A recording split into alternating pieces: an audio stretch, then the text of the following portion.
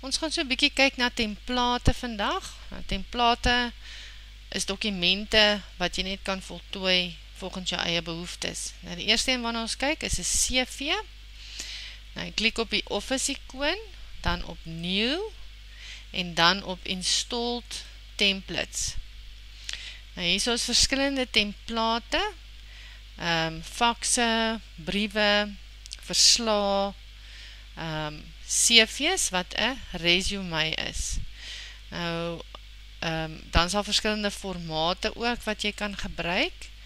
Kom ons kyk na watter tipe CV ons gaan gebruik. Kom ons gebruik sommer 'n Origin resume. So ons dubbelklik en sal hom oopmaak. Nou hier moet jou naam ingevoeg word en dit sal die naam wees waarvolgens wat op jou rekenaar geregistreer het as jou gebruikersnaam. Jy kan daar klik en hom net verander na jou persoonlike naam toe. En dan kan jy jou adres hier intik, byvoorbeeld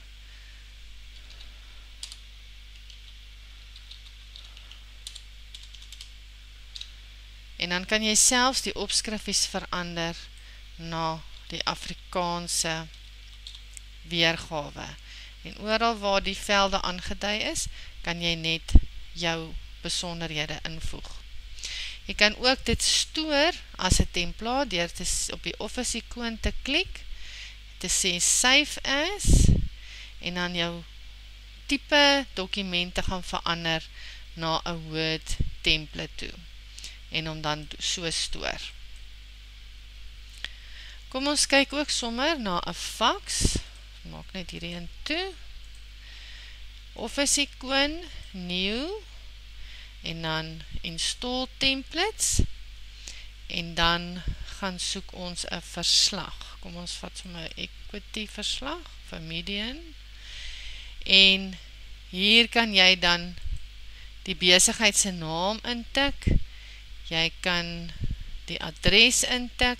Jy kan selfs hierso 'n datum klik as jy op die pyltjie klik.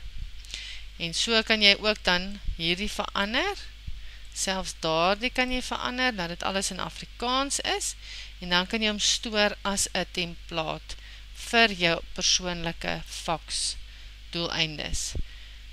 Wat dit eintlik baie maklik maak en baie vinnig en baie koste-effektief.